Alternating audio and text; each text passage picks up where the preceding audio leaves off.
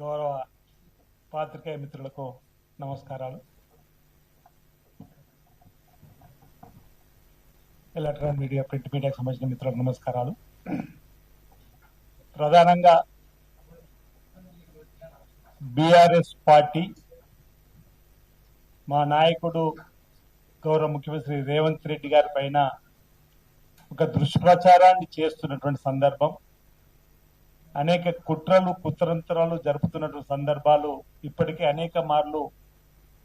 మేము తిప్పుకొట్టడం కానీ ప్రజలను చైతన్యం దృష్టి కానీ చేయడం జరిగిన సందర్భాన్ని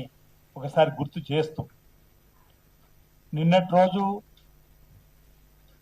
గౌరవ ముఖ్యమంత్రి శ్రీ రేవంత్ రెడ్డి గారు మా టీంకు నాయకుడు, మా సభా నాయకుడు, అలాంటి గౌరవ ముఖ్యమంత్రి రేవంత్ రెడ్డి గారి పైన వచ్చినటువంటి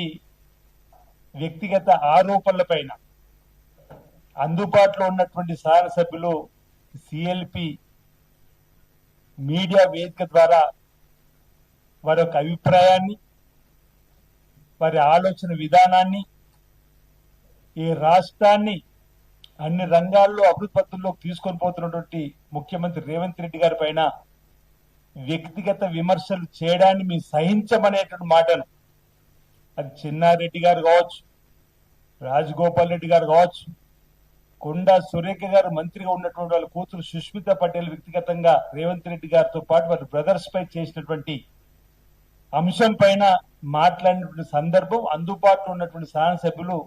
వచ్చి మాట్లాడిన తీరు. కానీ బీఆర్ఎస్ పార్టీ జరుపుతున్న దుష్ప్రచారం, బలహీన ప్రదర్శన అనే మాట మాట్లాడుతూ, 17 మందే ఉన్నారనే మాట మాట్లాడుతూ, ఈరోజు కేటీఆర్ గారు కానీ కేసీఆర్ గారు కానీ రేవంత్ రెడ్డి గారిని చూసి ఉలికి పడుతున్నారు, భయపడుతున్న తీరు కనిపిస్తా ఉంది. ఈరోజు మా టీం 66 మంది, 66 మెంబర్స్ మేము. మా టీం నాయకుడు రేవంత్ రెడ్డి గారు, మా టీం నాయకుడు రాహుల్ గాంధీ గారు, మా టీం కాంగ్రెస్ టీం 66 మందిని కలిసి సభా నాయకుడిగా ఈరోజు గౌరవ ముఖ్యమంత్రి రేవంత్ రెడ్డి గారిని ఎంపిక చేసుకునే క్రమంలో ముందుకు పోతున్నటువంటి తీరుతెన్నుల్లో జరుగుతున్నటువంటి కుట్ర కోణంలో భాగంగానే ఇలాంటి అంశాలు వస్తున్నటువంటి పరిస్థితి చెప్పేటువంటి ప్రయత్నం చేసే సందర్భంలో వారికి పెట్టుకున్నటువంటి సొంత డబ్బా, సొంత పత్రికలో ఇష్టానుసారంగా మాట్లాడేటువంటి మాట, బలహీన ప్రదర్శన మీది. 10 ఏళ్ళు రాష్ట్రాన్ని దాచుకొని 10 ఏళ్ల తర్వాత ప్రజలు మిమ్మల్ని పక్కన పెట్టిన తర్వాత ప్రతి ఎన్నికల్లో మీ బలహీన ప్రదర్శన 0. లోకసభలో మీ తీర్థనులు చూసి సర్పంచ్ ఎన్నికల్లో, మున్సిపల్ ఎన్నికల్లో మీకు ఇచ్చిన స్థానాన్ని గుర్తు తీసుకోమంటున్నాం. ఈరోజు ప్రతి నిత్యం 18 గంటలు కష్టపడుతూ ముఖ్యమంత్రి రేవంత్ రెడ్డి గారు అప్పుల రాష్ట్రంగా మారినటువంటి ఈ రాష్ట్రాన్ని మళ్ళీ అభివృద్ధి పథంలో తీసుకుని పోయేటువంటి ప్రయత్నం చేస్తున్నటువంటి తరుణంలో ఓర్వలేకనే ఈరోజు ప్రతిపక్షాలకు సంబంధించినటువంటి వారి కుట్రలు, వారి కుతంత్రాలు వస్తున్నటువంటి తీరుతెన్నులు తప్ప మరొకటి కాదన్నమాట సందర్భం చెప్తూ, ఈరోజు మాకు ఆల్ ఇండియా కాంగ్రెస్ కమిటీ అధ్యక్షులుగా మల్లికార్జున్ ఖార్గే, ప్రదేశ్ కాంగ్రెస్ కమిటీ అధ్యక్షులుగా మహేష్ కుమార్ గౌడ్ గారు, ఈ పార్టీతోని గౌరవ ముఖ్యమంత్రి రేవంత్ రెడ్డి గారు మంత్రివర్గ సభ్యులు సమన్వయపరుచుకుంటూ రాష్ట్రాన్ని ముందుకు తీసుకుపోతున్నటువంటి తీరును రాష్ట్ర ప్రజలందరూ కూడా గమనిస్తున్నటువంటి వేళ ఈరోజు ఒకరిద్దరు విమర్శలు వ్యక్తిగతంగా చేస్తే దాన్ని తప్పొట్టే విధంగా మేము ప్రయత్నం చేస్తున్న సందర్భంలో నిన్నటి రోజు మా గౌరవ శాసనసభ్యులు మాట్లాడినటువంటి సందర్భం, ఈ రోజు కూడా మీ విప్లవం మా శాసనసభ్యులం కూడా మా నాయకుడు రేవంత్ రెడ్డి పైన వ్యక్తిగతమైనటువంటి దూషణలకు దిగుతున్న క్రమంలో వాటిని తప్పుపట్టేటువంటి ఆ మాటలను ఖండించేటువంటి సందర్భంలో కూడా మాట్లాడే పరిస్థితి ఈరోజు